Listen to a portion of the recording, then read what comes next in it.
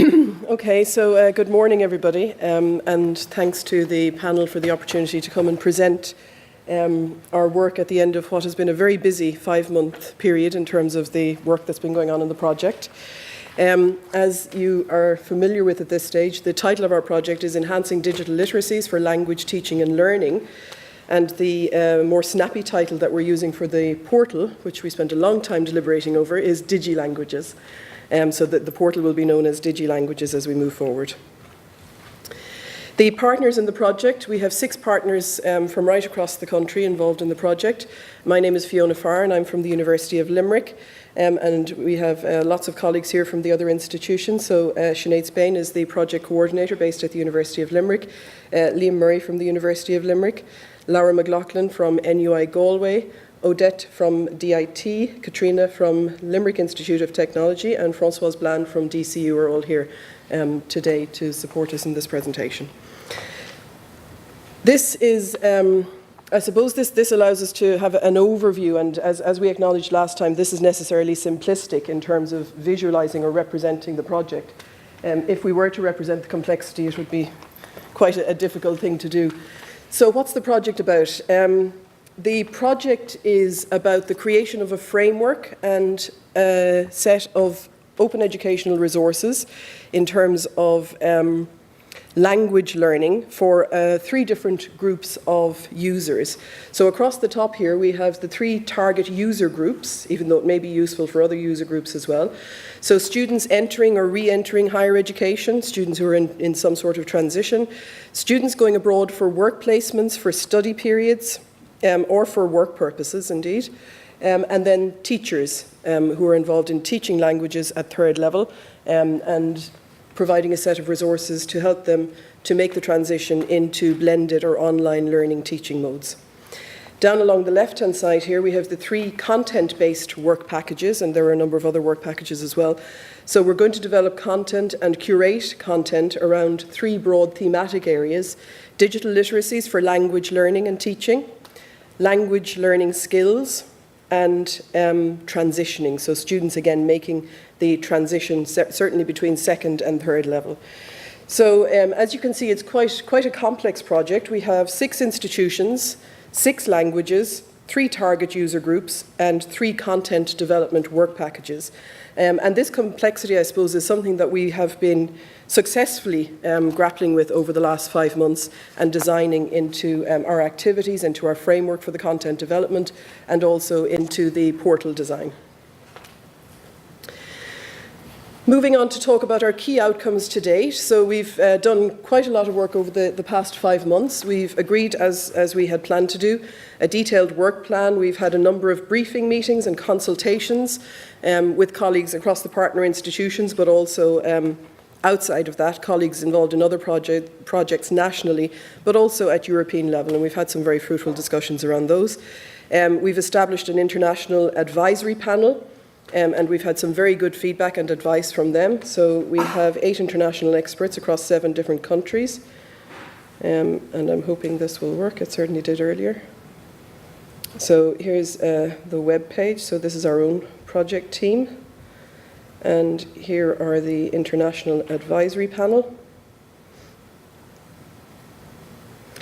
So Pierrette from the University of Geneva, Gavin Dudney, and Nikki Hockley, both at the Consultants E, based in Spain and the UK respectively.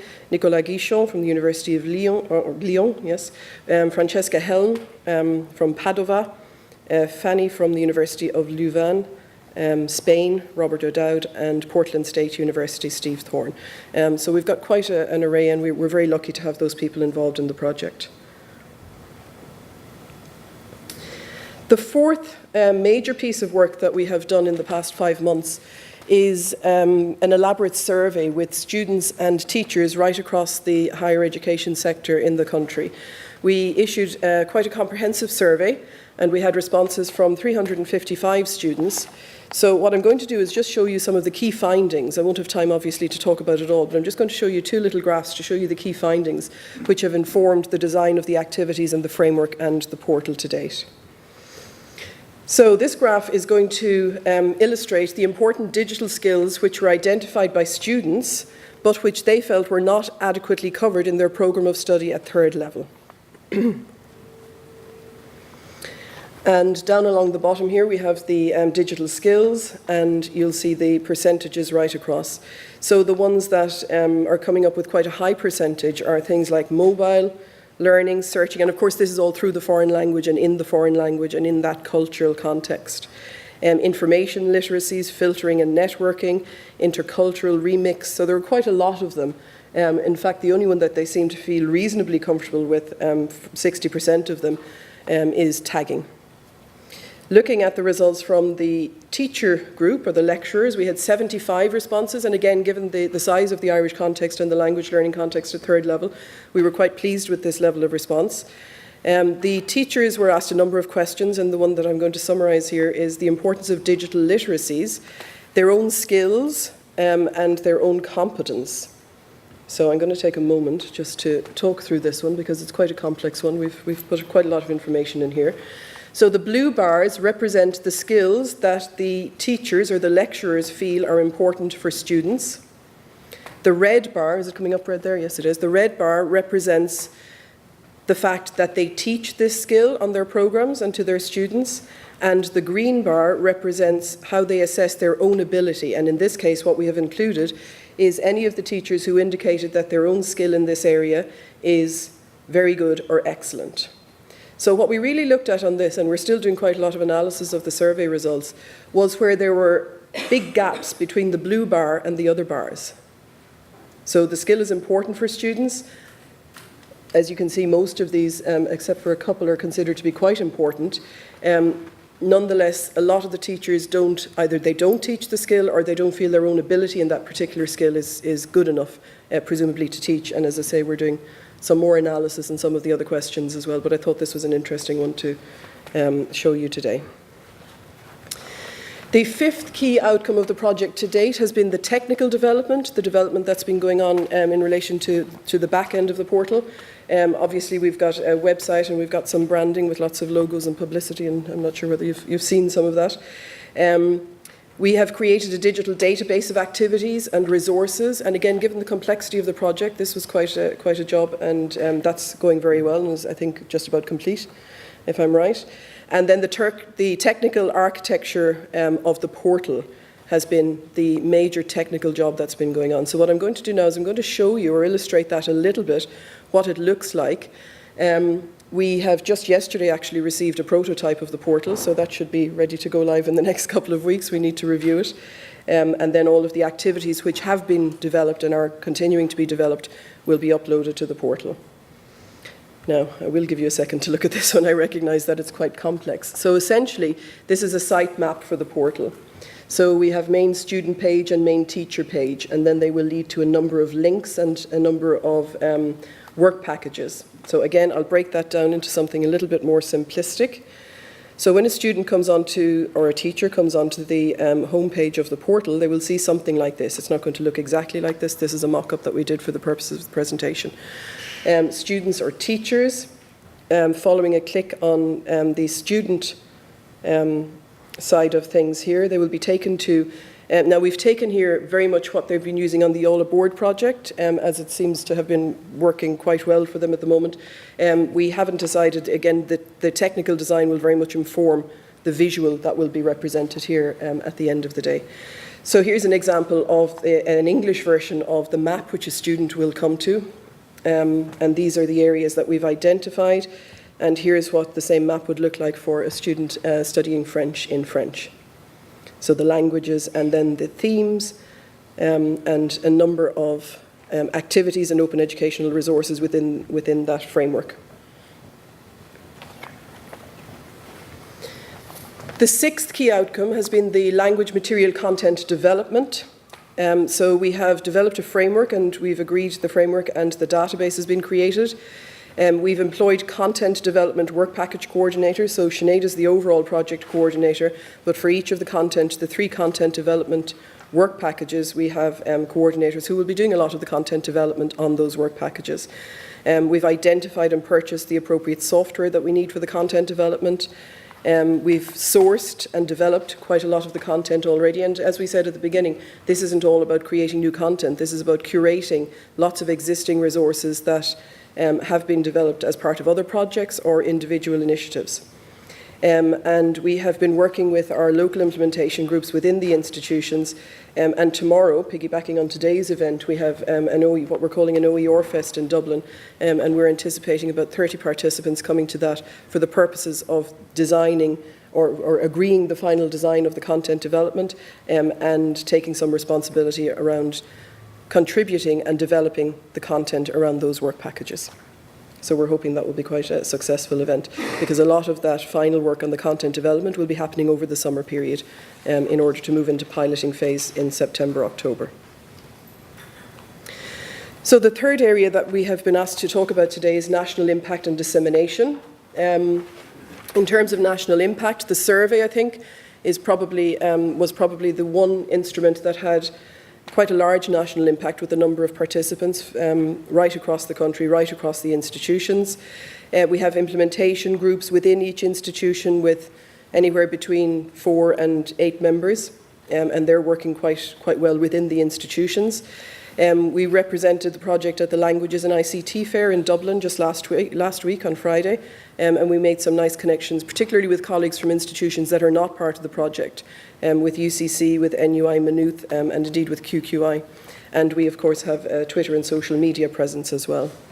In terms of conference presentations, since the beginning of the project last February, we've had a number of papers and some more forthcoming. So we have 8 papers either presented or accepted between February 2016 and November 2016. And as you'll see by looking at them, some of these are local and national events, and some of them are very much at European level. So the HEAD conference in Valencia in Spain in June, and Eurocall conference in Cyprus in August. So that, of course, along with the International Advisory Panel, we hope has been quite successful in terms of the dissemination of the work around the project and the development that's going on around that. Evaluating the project, what I have done here is I have included an overview of our work plan that we submitted to the National Forum last January. So here is the work plan from January to March. Project management, we had committed to developing a final detailed work plan, creating working groups to design the content, selections of themes and topics, and establishing an international advisory board. In terms of research, survey of relevant international research, and the primary research in terms of the survey with the participants, and that has been completed. The project designed a detailed framework for the project in terms of the content and the overall conceptual design of the portal. And indeed, the technical design has already started, as I said, and the identification of CPD requirements of the plenary group members. We have achieved all of those outcomes to date. From April to June 2016, again, consultation with the International Advisory Panel, and that has happened on an ongoing basis. The technical design of the portal is coming along quite nicely. Our technical designer is doing his PhD viva this week, so we've given him a break this week, but he'll be back to us next week. And the content development and the digital database is all very much underway at the moment as well, and relevant CPD activities. So again, modestly, we would like to say that we have completed and reached all of those key targets. The International Advisory Panel, we're very lucky to have an active and very expert International Advisory Panel for the project. So I'm just going to include 2 of the comments which came in the last couple of weeks. This one is from Francesca Helm in Padova. I'll just give you a moment to read that, I think.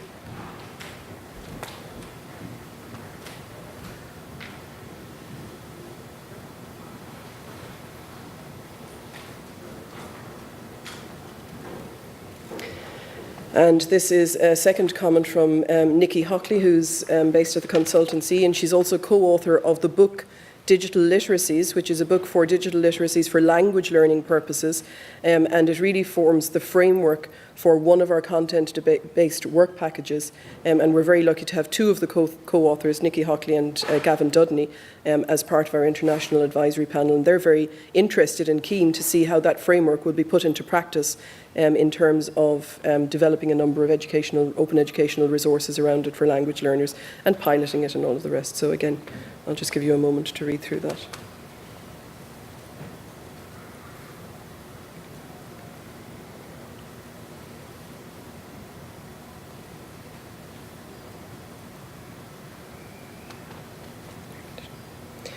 Okay, so I'd just like to finish up by thanking a number of people. First of all, the National Forum for their funding and their ongoing support in terms of the rollout of the project.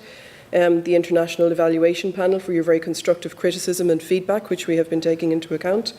Our own International Advisory Panel, whom I've already mentioned.